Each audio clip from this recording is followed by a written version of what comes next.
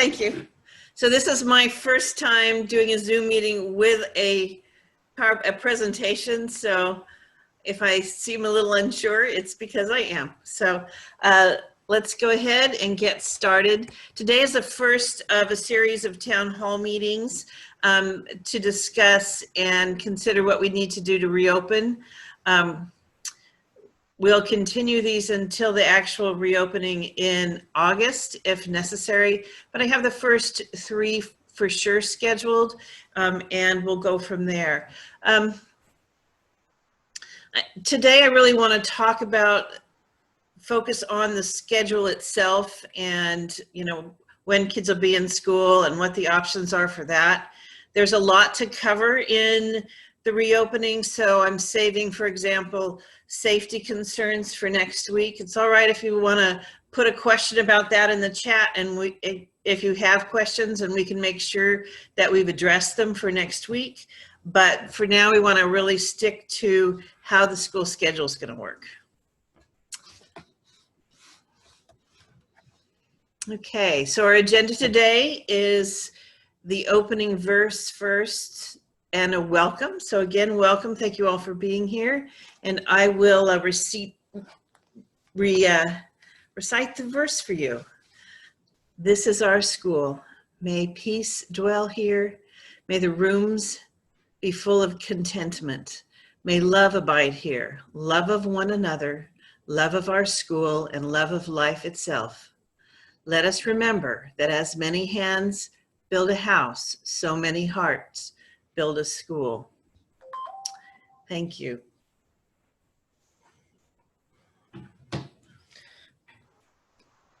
So I put this inside the chat box, but just in case you haven't seen it, I just wanted to let you know that we are recording the meeting just to make sure that we get everything down, and that if we don't get everything addressed today as we're discussing, that we can go back to that and make sure to address it.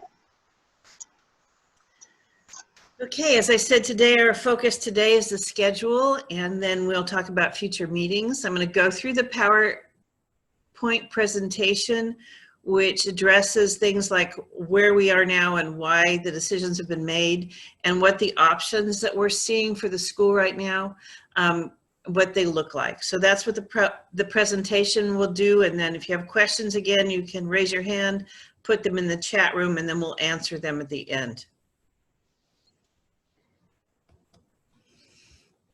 So here are the basic goals of the school, of any school really, at this point, is to get all students back to school as soon as possible, to get all staff back to school as soon as possible, maintain consistency for the education of all children, provide a safe and healthy campus for the entire Blue Oak community, then reopen and stay open.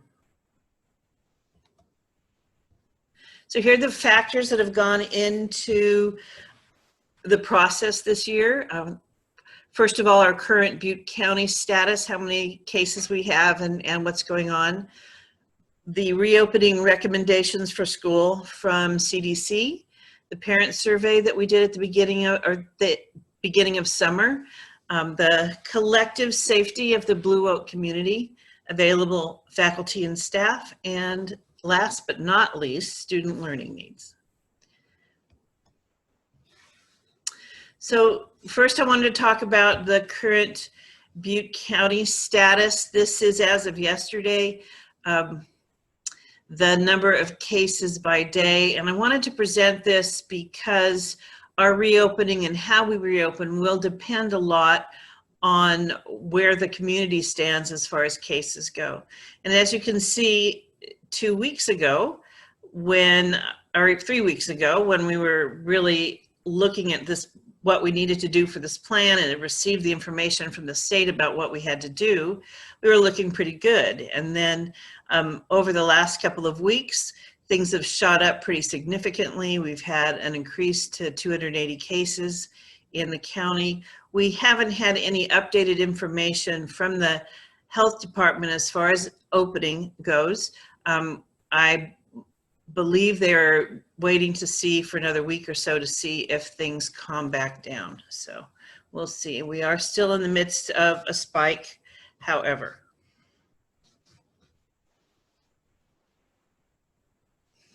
So this is information. I liked the graphic. Talks about the different levels of reopening for school. What we were doing in March, April, and May, we're really eliminating all risk to the extent possible. And that's with all activities online, students at home, and no events or activities together. What we're moving into as a community and as a state, hopefully, is that we'll be able to have small in-person classes and activities with most events, anything large, still limited, and virtual options whenever possible. Then the final place, when we hopefully are back to being a fully healthy community and have this under control, would be back to normal sized classes, all in-person activities and events like the Harvest Festival and the concerts and so on, just like they used to be. This I'm not going to go into detail. We'll talk more about it next week, but I wanted just to share, these are the sorts of things they want us to look at to consider whether or not we are ready to open or what kind of safeguards we need. There's some really clear direction from CDC on that. This is a parent survey. One of the questions that we asked in the beginning of summer was for people to rank what they would like to do or would work for them, or what if they absolutely had to. And so we did have primarily most of them wanting to be on campus, with a secondary of the blended, and of course the last option for most to be distance learning. However, we had a significant minority of those that responded want distance learning.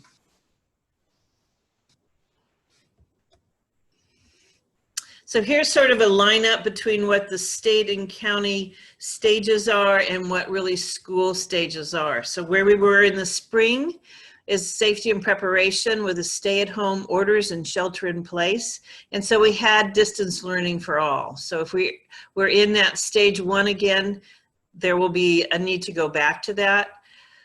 2 and 3 are really that low risk and high risk opening. So where some businesses first are open and then the remainder, I think right now we are considered to be at 3, which is with gyms open and restaurants open and so on. Still the social distancing and masking is going on. And of course we have right now the state mandate that we all wear masks whenever we're out. So in either stage 2 or 3, we have 2 options to have children on campus or to have distance learning offered. And then of course, we all want to keep looking towards the end of the issue when all businesses are open and we are no longer dealing with social distancing. We are not yet at that stage. So the current plan and thought is to be able to offer on-site programs 5 days a week. This is standing with a majority of both our families and what districts in the county are seeing. We are intending at this point to look at a minimum day, and I'll explain that, why that is in a bit. The specialties will be included. They will not be offered as often, but we still will have, especially the Waldorf specialties such as music,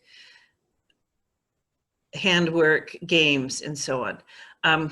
There are concerns, of course, with specialties with band and blowing into instruments, things like that. So we were still working on some of that. We will have some options so that additional work can be done through distance learning. And we are also looking at what kind of options we can develop for an after-school program. So even though it's a minimum day, what can we do for those families who really need the full day as far as childcare? Here we go. Okay. Well, at least I couldn't hear anymore. Can everybody, Kelly, I can see you. Can you hear me? Okay. Okay, all right. Okay, well, and it's being recorded too, so. Very true, very true. Okay, thank you. So the plans that I'm seeing actually put up by other schools, and I've been meeting regularly with leadership with both in the Waldorf community throughout the Northern California area and with other charter schools and the districts. Most of them are not feeling they're going to be able to offer a full day. Most schools are looking at flipping one day on, one day off, or part days for all students, either choosing morning or afternoon. We were looking to try to get all children on campus for as much as we possibly could. The minimum day the reason for minimum day concerns that I have, and again, these can be, we can talk about them. It's things like the ability for the kids to have a real recess break midday. We cannot have 80 kids on the playground together now. So how are we going to do that and man it? Those sorts of things are what's coming up for us. And then also that the classroom teachers and the teachers as a whole will need to do distance learning as well as classroom instruction, and the need to both support that and plan for that. Those are the kind of things we're looking at. So I have talked briefly to CARD and beginning to see what options we can develop for after school programs for that 1 to 3 o'clock period. So the day that we're talking about is basically 8:15 to 1, and with lunch being served after that. Lunch would be basically a brown bag lunch because we cannot wait in lines, and then possibly looking at what kind of options for after school programs. That way families that don't need their kids in daycare and we in care all day, and we did have a significant number of families say that, would be able to pick their kids up and in a more flexible way. And then hopefully those that do need the longer term care, we can work something out for them. And then the second option is that full distance learning option, which would be the same as what we had going in the spring, except that it'll be much more stringently applied. So when we were dealing with the closing of the school and that the requirements from the state, they basically said, offer it, but we don't really have any standards for you. Now they're saying if we're doing distance learning, we have to do it every day. The education needs to be equivalent to what's going on or at the same level as what's going on in the classroom programs or what would be going on in a normal day. So it's going to be a lot more more academically rigorous for the learning. I'll come back to the slide when we go to discussion.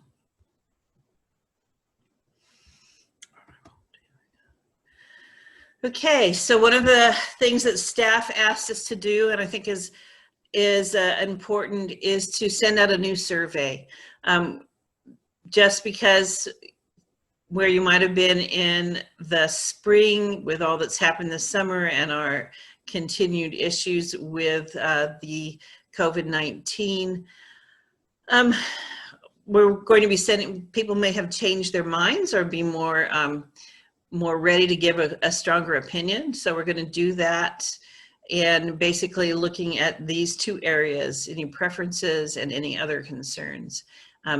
This will probably go out next Friday after we have the COVID-19 safety meeting on that. Okay. Now I'm back to questions and follow up for the next meeting. So I will turn it over to Rachel. I'm going to go back to the two option schedules that we're talking about so you can see that while you're talking. I have two questions so far. One is, will children be able to join the classroom as a distant learner by attending a Zoom class all day with the children that are inside the classroom. So if we have class going on, can there or will there be a live stream for students that are at home that choose to do distant learning so they can still be part of their class community? To start out for the year, and of course, things will grow and change as we go on, we're really talking about videotaping the classroom time, so the circle time and so on, and then being able to share that in the afternoon. It's not quite as good as just being able to zoom in, but teachers have different understandings and abilities with the technology, and so I don't want to commit them to that yet. I also have some concerns about teachers trying to run a class and run a video and be aware of a video at the same time. So that's the initial plan. I have Christina, you have your hand up, but then you also put the question in the chat. So I'm going to go with the chat one. She wants to know about kindergarten and how will that function in person, and could kindergarten be a combination of distance learning and in person? So we are working on kindergarten. They are only required to do 3 hours a day by the current state expectation. Our main plan at this time is to look at kindergarten as being a primarily outdoor program, which would allow for the social distancing we need there. And that's our first call. We do know that we have some families that are wanting to do distance learning. And again, at this point, it would likely be taping and allowing the student to see the class from that standpoint. We have a lot of more details to work out on kindergarten. With children that are attending classes physically, will they still be required to complete additional distance learning work? So if we're having half days and kids are on campus, will they be sent home more work to be completed at home? So the requirement for attendance, if we do a 4-hour day, is the 4-hour day. So we will have completed our attendance by the end of the day. Any additional work would be, for example, much like homework, that they would be asked to do additional work. Possibly they might have additional exercises to do for games, things like that. But the primary instruction is intended to be during the school day. Is the school considering 2 days on campus and 2 days off campus? And will classes, entire classes, be able to be together for the days that they are on campus, or are we splitting classes? Because we have the size of a campus and the small class sizes, we aren't really considering splitting. Those schools that are doing that are mainly doing that because they cannot fit all their students on campus at the same time. At this point, we have 3 classes that we know that we will have to split, and we have plans for those. The other classes we're looking at factors like how many students are more interested in distance learning, size of the classrooms, but the rest look like they will not need to be split at this time.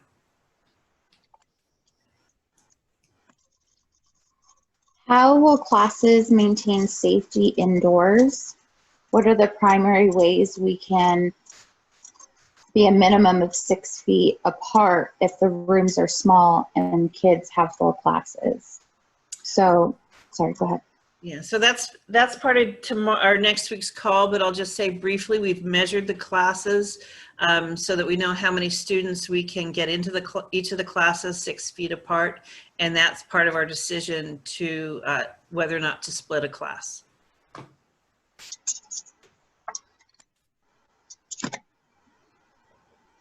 When do we think we'll have a more solid answer about which days the school will have on campus classes regularly or flipping?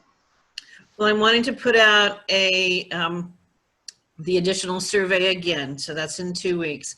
So I would say it'll be 3 weeks out from now, from today, that I'd be able to have that information. Do we think kindergarten will be taking place more so outdoors, and will a mask be required for them? We are intending for kindergarten to take place more outside for the purposes of social distancing and safety. At this point, because the governor has an everyone wear mask rule on, all children will be expected to wear masks. I have pushed up to the county and asked for it to be reviewed by the state, some information from pediatricians that disagrees with that. So I'm hoping possibly, at least for the lower grades, not to actually have to do that, but we are prepared to do that if we need to. Do we have a protocol if a student or teacher tests positive in a class? We are working on establishing that protocol, but we do have suggestions both from the county and the state concerning how that will go.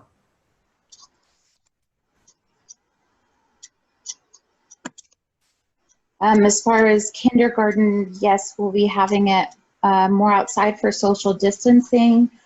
Will the children not be allowed to be near one another? The 6 feet apart is expected for kindergarten as well. If we can get the students 6 feet apart inside their classrooms, why would we have half days or even less days? Well, we're intending to do a full 177 days of school. That's the expectation from the state. The need to assure,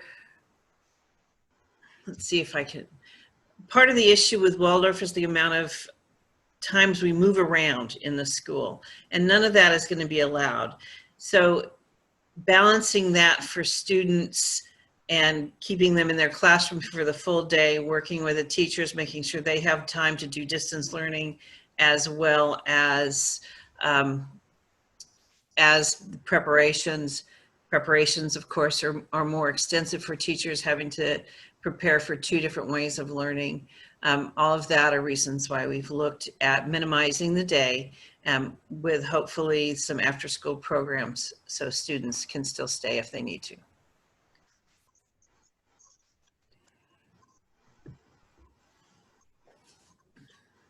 Will there be morning classes and afternoon classes?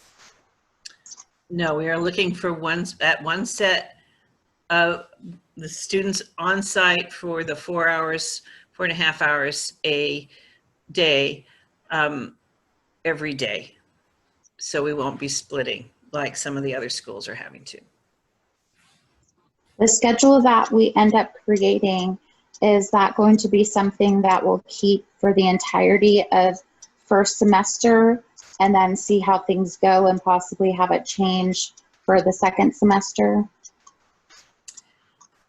It's a very fluid world right now. So my intent is to start that in the fall and revisit it at the end, revisit it in December as to whether or not we need to continue with what we're doing or to change it. Is there an exemption for not being able to wear a mask, or does everyone have to wear a mask? I've not seen any medical or other reasons for not wearing a mask being given. Haven't seen or heard of anything like that. So if there is that sort of medical issue, then we'll address it at the time. And will teachers be mandated to be wearing masks? Yes. Um, and so, let's see here. We answered that one. Might the 8th grade situation be different than the younger grades in terms of possibilities? For example, the 2 days on, the 2 days off. Might, you know, lower grades and upper grades have a different type of schedule? That's an important consideration. I haven't looked at it yet, but that is a possibility as we talk with parents, if kids can be at home. Not all kids can, though, so that's another piece of the issue. How do we manage the children that really need to be on campus in order to be successful? For classes that have to be split into 2 because there are so many students, how will that work for the classroom? So we've split, we have enough classrooms to be able to put each class, each half of the class in its own room. And then the teacher will spend half of her day with one set of kids and the other half of the day with the other set. And then we'll use specialties or other teachers to cover. And we have given a committed aide to each of those classes. Will the after-school options be open to all ages, and will they be offered for free? That is my intent.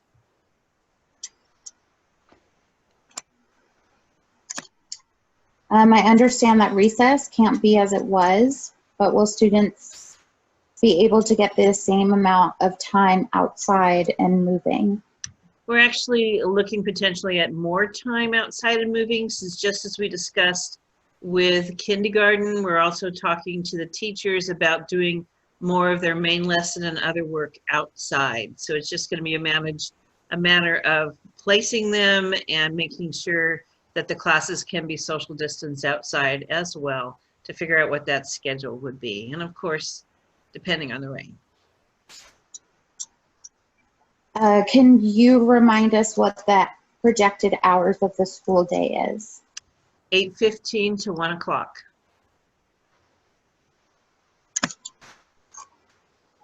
Will there be disciplinary measures established and enforced for students whom are seen violating distance protocols?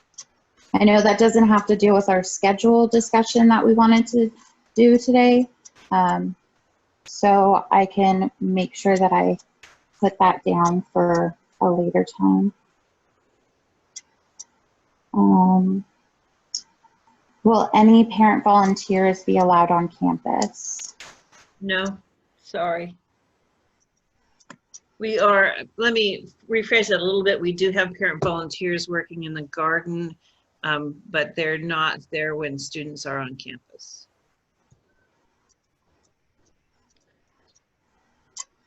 Might the 7th and 8th graders get to start as 5 days a week, but maybe start later in the day rather than at 8:15?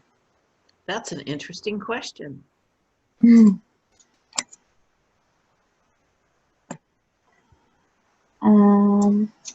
Will lunches be on campus? We will be providing lunch on campus. Depending on the after-school program, whether or not they'll actually be eating on campus or not. Will there be a new protocol for drop-off and pickup? Yes, we will discuss that later. Okay. Let me go back through questions and see. Lunches, parent volunteers.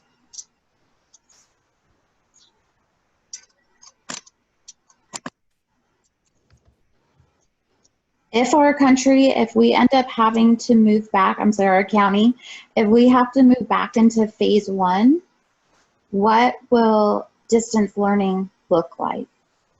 What will the distance learning schedule look like?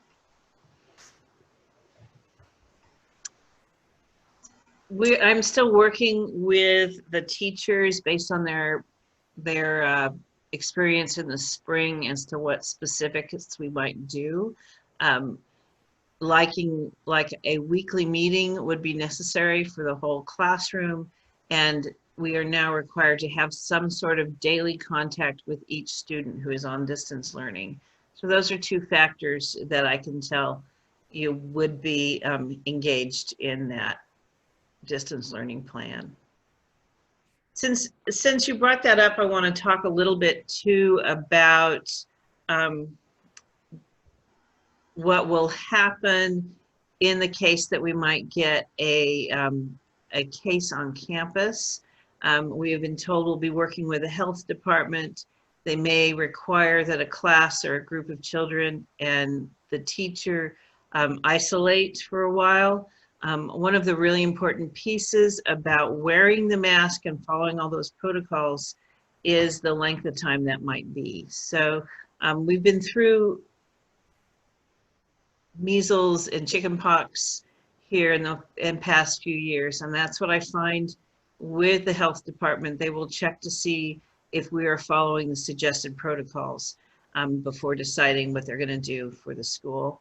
So those things are going to be important, but we also will have to have that option that we may need to go to distance learning if we're informed that we need to. And so I want the community to be aware of that. That really is a health department call. And then we have multiple people that are asking how can they help the school?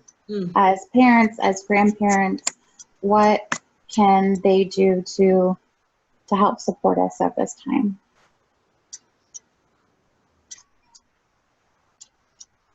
I think being here today and helping communicate how we're managing this to the community as a whole, both the Blue Oak community and students and families, and outside of that in the area as a whole, I think that's going to be important to just have to keep yourself informed and have a good ability to help.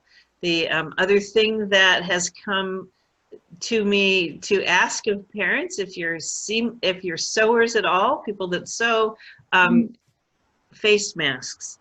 We are purchasing a full set of face masks, so we can give a cotton face mask to each student and teacher when at the beginning of the year.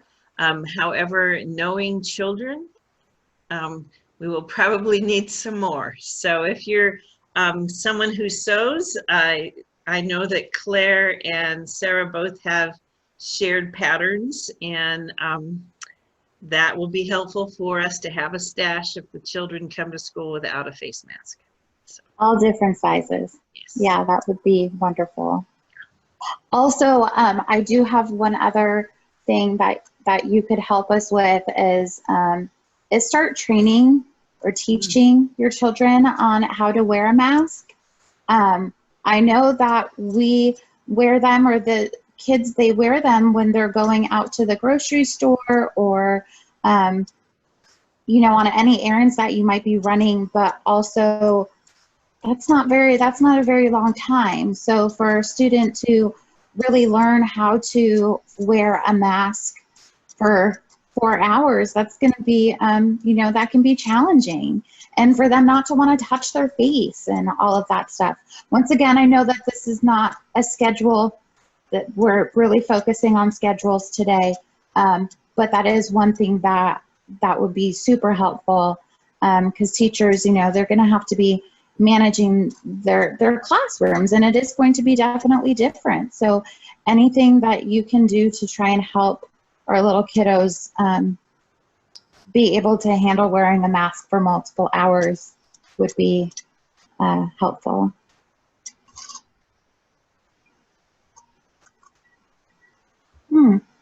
That's a good question. Is it possible that there will be enough kindergarten families that want to be home versus on campus? So, for example, one of the kindergarten teachers can lead the distance learning and the other kindergarten teacher lead face-to-face or classes on campus, or for any other grade, for that matter. It's a possibility. I think we're flexible for that. Let's see how the survey comes back, and when we do the survey, we'll be much more certain of what it is. We'll also really work hard to make sure we get that information from everybody so that they're actually signing up either for the on-site program or the distance program. And then I've had some questions about whether or not somebody can come back can choose the class if distance learning isn't working, and I'm going to have to hold off on answering that one depending upon how those assignments affect the classroom in the school. Thank you, Hambeck. Do we have any specific requirements for masks or a pattern that we'd prefer? I do not have a pattern that we prefer. I think make sure they cover the full face. So, and again, different sizes. Preferably non-media type stuff, but. Oh, absolutely non-media stuff. We don't do media stuff. Do we have an idea when parents should be making that final decision as far as if they would like to do distance learning or classroom-based instruction? Well, the sooner we know, the better. The easier it'll be for teachers to plan. But our registration process will be online for us to start at the beginning of August. So that will be the time when we will look for those final decisions to be made. Will the county or state be providing the school any PPE? They're supposed to. I have, it's been reported that it's coming. I'm not depending on it. Yeah. The parents do we have any requirements for mask sanitation, or how many days they can be worn, how often to wash? Yes, we'll have that next week to be discussed.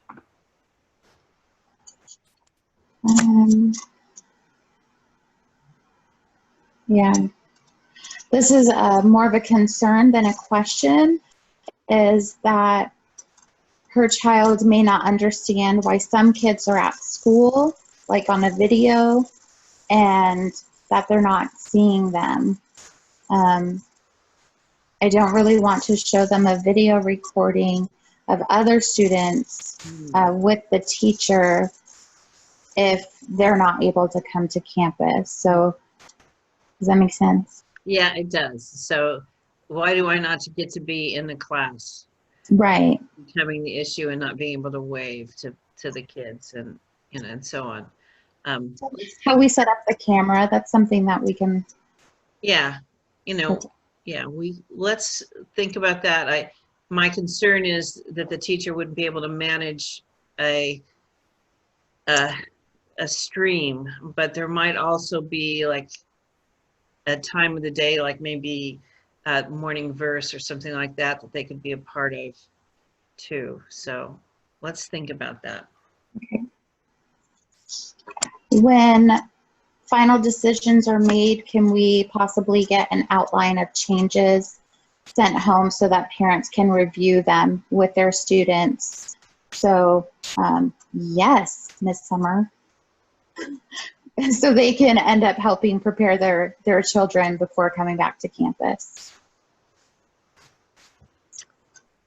Yeah. What day is the school planning on starting? August? It's August 18th. August 18th. Thank you. When students are outside during learning time, will masks be required? Yes, simply because it's going to be harder to assure if they're moving around that 6 feet distance. So that's the current plan. Will the distance learning material go along with each in-class teacher's block? That's our intent, yes.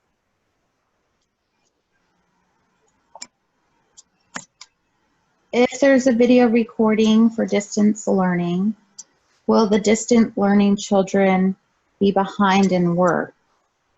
If so, will there be a delay in work that's due?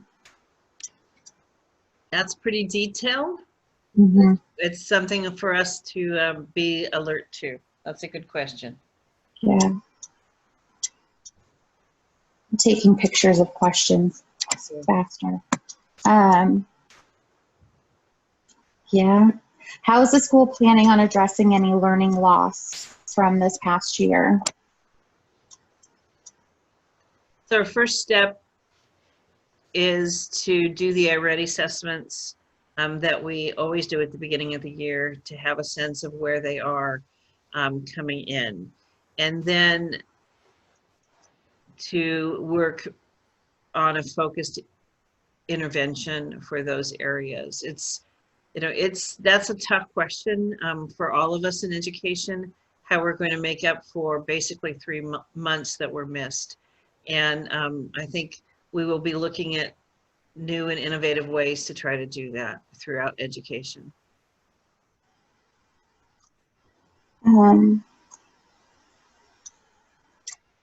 So if students end up choosing to do online learning, will they have a way to ask questions or interact in the classroom?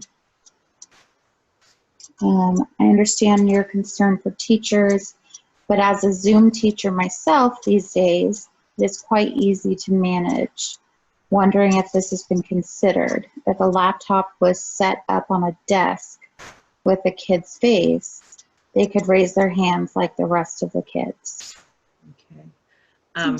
We'll look at that. As I said, I want to really be able to make sure we do this in a quality way. And because I haven't had a chance really to work with the teachers on that, I would want to make sure that they're ready for that. So you're Zooming, you're presenting in a class and you have kids on Zoom, both? Right. Okay. I want to know who that is and we'll talk. I got it. I got her down. All right. All right. I have someone else that's saying that they can help with Zoom training if that ends up being helpful for teachers. Okay. Mm-hmm.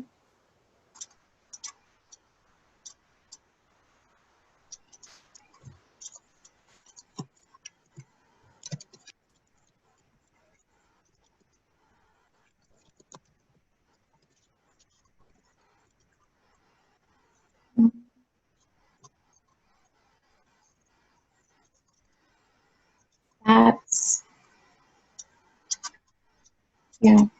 My parents just really concerned about the amount of support that if parents choose to have their child on distance learning, the support that they'll be able to receive. Yeah, let's continue to look at what supports are needed. That's moving down a couple of weeks down in our meetings to think about distance learning specifically and how that will be supported. So and worked on. I think Could possibly I think scheduling, knowing when kids are working at home is going to be helpful, and maybe a call line so they can call someone at school, that sort of thing. Yeah, there's some possibilities of what we can do for that as well. Could extra support be given to distance learners be offered in the afternoon from the 1 to 3 time block? That's a possibility, yeah. Mm-hmm.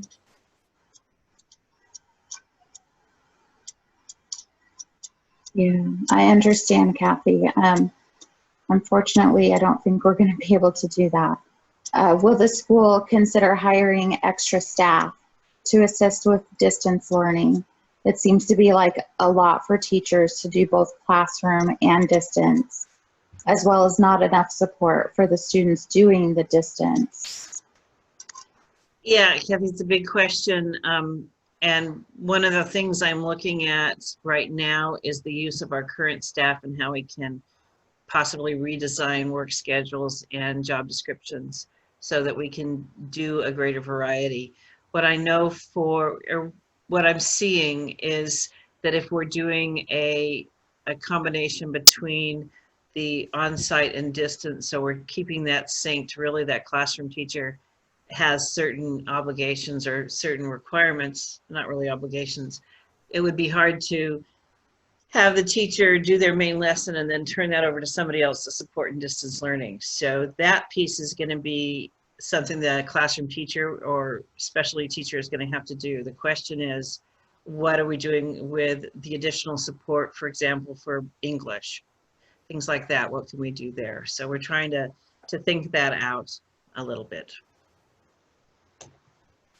A suggestion that's out there is that maybe parents could network with one another and help each other, such as a homeschooling co-op, and support lessons from the teachers, help one another. That is wonderful. Would be great.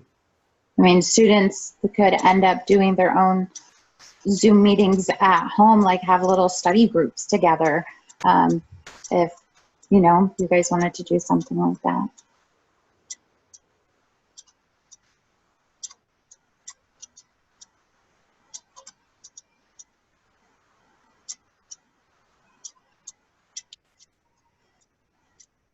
I don't have any other questions or comments at this time.